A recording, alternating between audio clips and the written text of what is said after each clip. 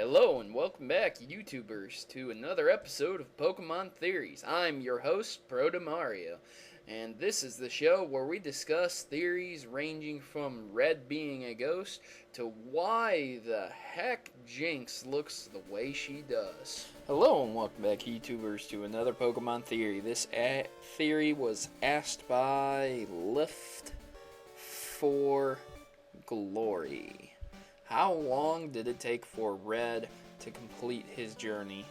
So, this is a open-ended question. There's no definitive answer to the fact that a lot of the time the anime, the manga, and the game itself does not document days, weeks, or time. And when you're playing the game, by all technical means, you will control Red. So, you're the one who's completing the game.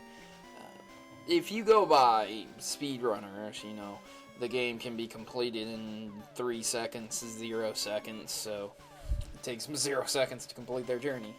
But a more realistic scenario would be something similar to getting all the badges, defeating the Poké League, and becoming the champion, right?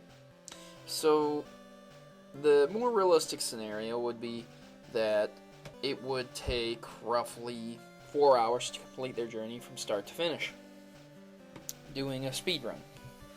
And just regular everyday people, probably 6 to 8 hours. So more or less than 1 day to complete his journey, raising his Pokemon up, evolving them into the maximum level. And yes, those gym battles and things like that may be tiring and exhausting, but again, it only took less than a day for him to go around all over the place and complete his journey. I mean, he really didn't walk that far. Mount Moon really wasn't a mountain. You barely scratched the surface. I mean, of course, you didn't go that deep, but again, you didn't really go through a mountain. So, you know, if you go by the grid-like pattern and how far away the towns are from each other, they really aren't that far away from each other, and you really don't walk that far. So it takes less than a day for Red to complete his journey.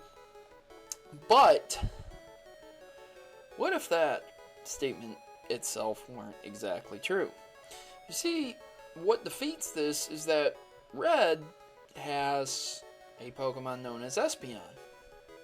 And Espeon is a Pokemon that is not able to be obtained in Kanto region, due to the fact that evolving through happiness did not occur until Generation 2, and Red, of course, was in the original Generation 1.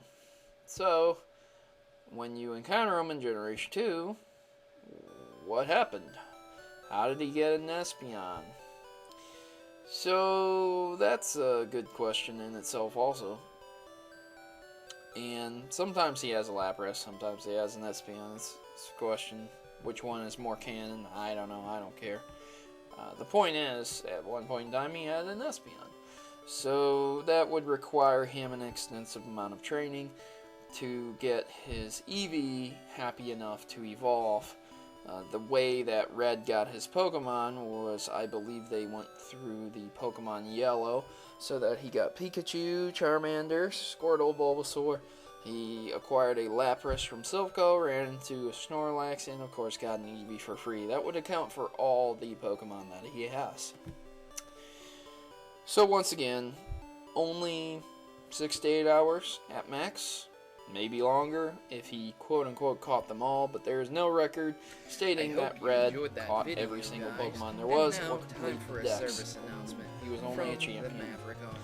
So I'm Protomario and I'm signing out, and I hope this clears things up. If it doesn't, please leave your comments in the section below.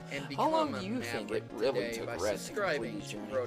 Because in the game, the timer is all we really have to go by. Mavericks unite.